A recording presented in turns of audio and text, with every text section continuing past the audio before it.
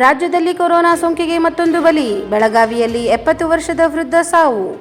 ಬೆಳಗಾವಿ ತಾಲೂಕಿನ ಬೆನಕನಹಳ್ಳಿ ಗ್ರಾಮದ ವೃದ್ಧರೊಬ್ಬರು ಶಂಕಿತ ಕೊರೋನಾದಿಂದ ಬುಧವಾರ ರಾತ್ರಿ ಜಿಲ್ಲಾ ಆಸ್ಪತ್ರೆಯಲ್ಲಿ ಸಾವನ್ನಪ್ಪಿದ್ದಾರೆ. 70 ವರ್ಷದ ವೃದ್ಧ ಉಸಿರಾಟದ ತೊಂದರೆಯಿಂದ ಬಳಲುತ್ತಿದ್ದರು. 3 ದಿನಗಳ ಹಿಂದೆ ಅವರನ್ನು ಕೆಎಲ್ಇ ಆಸ್ಪತ್ರೆಗೆ ದಾಖಲಿಸಲಾಗಿತ್ತು. ಅಧಿಕ ರಕ್ತದೊತ್ತಡ, ಮಧುಮೇಹ, ಕಿಡ್ನಿ ಸಮಸ್ಯೆ, ಮೆದುಳು ಸಂಬಂಧಿ ಕಾಯಿಲೆಗಳಿಂದ ಅವರು ಬಳಲುತ್ತಿದ್ದರು. ಕೊರೋನಾ ಲಕ್ಷಣಗಳು ಕಂಡುಬಂದ ಕಾರಣ ಅವರನ್ನು ಬುಧವಾರ ಜಿಲ್ಲಾ ಆಸ್ಪತ್ರೆಯ ವಿಶೇಷ ವಾರ್ಡ್ಗೆ ಸ್ಥಳಾಂತರಿಸಲಾಗಿತ್ತು. ಬುಧವಾರ ಸಂಜೆ ರ್ಯಾಪಿಡ್ ಟೆಸ್ಟ್ ಮಾಡಲಾಗಿದ್ದು ಕೊರೋನಾ ಪಾಸಿಟಿವ್ ಕಂಡುಬಂದಿತ್ತು. ಅವರ ಗಂಟಲು ಮಾದರಿ ಸಂಗ್ರಹಿಸಿ ಹುಬ್ಬಳ್ಳಿಯಲ್ಲಿರುವ ಪ್ರಯೋಗಾಲಯಕ್ಕೆ ಕಳುಹಿಸಲಾಗಿತ್ತು. ಉಸಿರಾಟದ ಸಮಸ್ಯೆಯಾಗಿ ವೃದ್ಧ ಅಸುನೀಗಿದ್ದಾರೆ. ಇದನ್ನು ಶಂಕಿತ ಕೊರೋನಾದಿಂದ ಉಂಟಾದ ಸಾವು ಎಂದು ಪರಿಗಣಿಸಲಾಗಿದೆ. ಅವರ ಗಂಟಲು ಮಾದರಿಯ ವರದಿ ಬಂದ ಬಳಿಕ ನಿಖರ ಕಾರಣ ತಿಳಿಯಲಿದೆ ಎಂದು ಜಿಲ್ಲಾ ಆಸ್ಪತ್ರೆ ವೈದ್ಯಾಧಿಕಾರಿ ತಿಳಿಸಿದ್ದಾರೆ. ಕುಟುಂಬದವರಿಗೆ ಶವ ಹಸ್ತಾಂತರ ಮಾಡಿದ್ದು ಕೋವಿಡ್ ನಿಯಮಾನುಸಾರ ಅಂತ್ಯಕ್ರಿಯೆ ನೆರವೇರಿಸಲಾಗಿದೆ ಎಂದು ಅವರು ತಿಳಿಸಿದ್ದಾರೆ. ಎಲ್ಲ ನಮಸ್ಕಾರ. ನಿನ್ನೆ ದಿನಾಂಕ 28/5/2025 ಸುಮಾರು 70 ವರ್ಷದ ವ್ಯಕ್ತಿಯು ನಮ್ಮಲ್ಲಿ ಬಂದು ಅಡ್ಮಿಟ್ ಆಗಿರ್ತಾರೆ. ಆ ವ್ಯಕ್ತಿಯು ಕೆಎಲ್ಇಯಲ್ಲಿ ಸುಮಾರು 2 ದಿನಗಳ ಹಿಂದೆ ಆಸ್ಪತ್ರೆಯಲ್ಲಿ ಅಡ್ಮಿಟ್ ಮಾಡಿದರು. ಆ ವ್ಯಕ್ತಿಗೆ ಉಸಿರಾಟದ ತೊಂದರೆ ಇತ್ತು.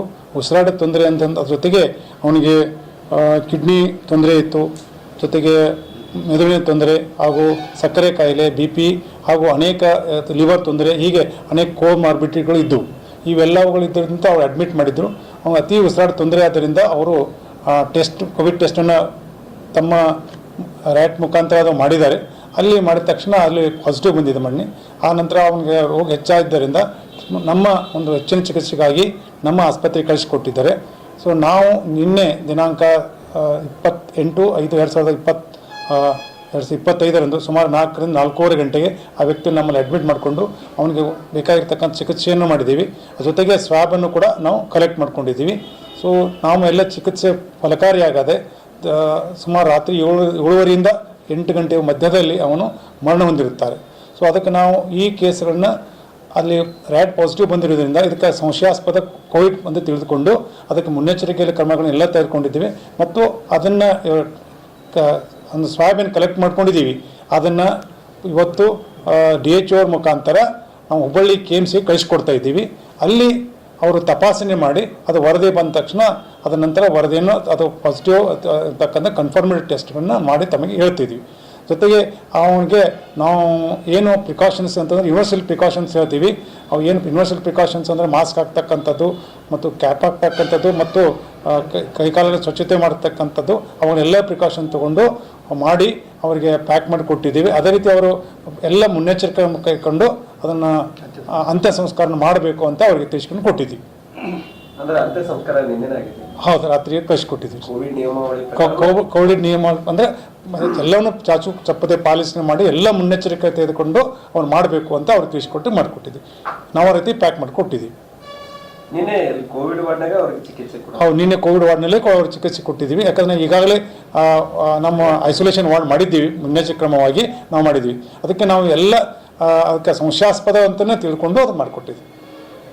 ಈಗ ಮತ್ತೆ ಟೆಸ್ಟಿಂಗ್ ಅದು ಏನು ಮಾಡ್ತೀವಿ ಸರ್? ಟೆಸ್ಟಿಂಗ್ ಈಗ ನಾವು ಸನ್ನದ್ಧರಾಗಿದ್ದೀವಿ. ಸರ್ಕಾರ ನಿಯಮಗಳ ಪ್ರಕಾರ ನಾವು ಸ್ವಾಬನ್ನು ಅಂದರೆ ಸಾರಿ ಕೇಸಲ್ಲಿ ಸ್ವಾಬನ್ನು ಕಲೆಕ್ಟ್ ಮಾಡಿ KMC RI ಅಂದರೆ KMC ಹುಬ್ಬಳ್ಳಿ ನಾವು ಆಸ್ಪತ್ರೆಗೆ ನಾವು ಹುಬ್ಬಳ್ಳಿ ಕಳಿಸ್ಕೊಡ್ಬೇಕಾಗಿದೆ. ಅಲ್ಲಿ ಟೆಸ್ಟ್ ಮಾಡ್ತೀವಿ. ಒಂದು ವೇಳೆ ಹೆಚ್ಚಾದರೆ ನಮಗೆ ಅವಕಾಶ ಕೊಟ್ಟರೆ, ನಮಗೆ ಅನುಮತಿ ಸರ್ಕಾರ ಅನುಮತಿ ಕೊಟ್ಟರೆ ನಾವು ಕೂಡ ಮಾಡಿಕೊಡ್ತೀವಿ. ಫೆಸಿಲಿಟಿ ಇದೆ. ಅನುಮತಿ ಸರ್ಕಾರದ ಅನುಮತಿ ಬಂದರೆ ಮಾಡಿಕೊಡ್ತೀವಿ. ಸೊ ಟೆಸ್ಟಿಂಗ್ ಕಿಟ್ ಅಂತಂದರೆ ಅಲ್ಲಿಂದ ಒಂದ್ಸಲ ಅನುಮತಿ ಕೊಟ್ಟರೆ ಅದ್ರ ಜೊತೆಗೇ ಅದು ಬೇಕಾಗಿರ್ತಕ್ಕಂಥ ಎಲ್ಲ ಏನು ಅವಶ್ಯಕ ಸಾಮಗ್ರಿಗಳನ್ನ ಎಲ್ಲ ಕೊಟ್ಟು ಕಳಿಸ್ತಾರೆ. ನಮ್ಮ ಮಷಿನ್ಸ್ ಎಲ್ಲ ನಾವು ರೆಡಿ ಮಾಡಿ ಇಟ್ಕೊಂಡಿದ್ದೀವಿ. ಅದ್ರ ಜೊತೆಗೆ ನಾವು ಒಂದು ದೊಡ್ಡ ನಮ್ಮ ಎಲ್ಲ ವೈದ್ಯಾಧಿಕಾರಿಗಳ ಮತ್ತು HODs ಎಲ್ಲ ಕೂಡ ಒಂದು ಸಭೆಯನ್ನು ಕೂಡ ನಾವು ಮಾಡಿ ಇಟ್ಕೊಂಡಿದ್ದೀವಿ.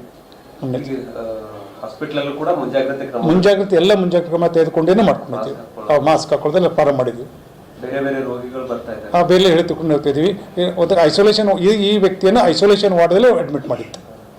ಅಲ್ಲ ಸರ್, ಇದಾದ್ಮೇಲೆ ಈಗ ಮಹಾರಾಷ್ಟ್ರ ಕಡೆ ಈ ಕಡೆಯಿಂದ ಪೇಷಂಟ್ಗಳು ಬರ್ತವೆ. ಹಾ. ಸೊ ಹಂಗಾಗಿ ಅಲರ್ಟ್ ಆಗಿದ್ದೀವಿ. ನಮ್ಮ ಎಲ್ಲ ಸೆಕ್ಯೂರಿಟಿ ಗಾರ್ಡ್ಸ್ಗಳು ತಿಳಿಸಿ ಹೇಳ್ತಾ ಇದ್ದೀವಿ, ಎಲ್ಲ ಕೋವಿಡ್ ನಿಯಮಾವಳಿಗಳನ್ನ ಪಾಲನೆ ಮಾಡ್ಕೋಬೇಕು, ಜೊತೆಗೆ ಮಾಸ್ಕನ್ನು ಹಾಕೋಬೇಕು ಮತ್ತು ಕೈಗಳನ್ನು ಸ್ವಚ್ಛತೆ ಮಾಡ್ಕೋಬೇಕು. ಎಲ್ಲ ಸಂದರ್ಭದಲ್ಲಿ ಕೂಡ ಕೋವಿಡ್ ನಿಯಮಾವಳಿಗಳನ್ನ ಪಾಲನೆ ಮಾಡ್ಕೋಬೇಕು ಅಂತ ತಿಳ್ಕೊಂಡು ಅವ್ರಿಗೆ ತಿಳಿಸಿ ಕೂಡ ಹೇಳಿದ್ವಿ. ಈಗ ಸದ್ಯಕ್ಕಂಕರ್ ಯಾವುದೋ ಬಂದಿಲ್ಲ, ಇನ್ನೂವರೆಗಿಲ್ಲ. ಈಗ ನಾವು ಈಗಾಗಲೇ ರೆಸ್ಪಿರೇಟರಿ ಡಿಪಾರ್ಟ್ಮೆಂಟ್ ಯೂನಿಟ್ ಇದೆ, ಅವರಿಗೆ ತಿಳಿಸಿ ಹೇಳಿದ್ದೀವಿ.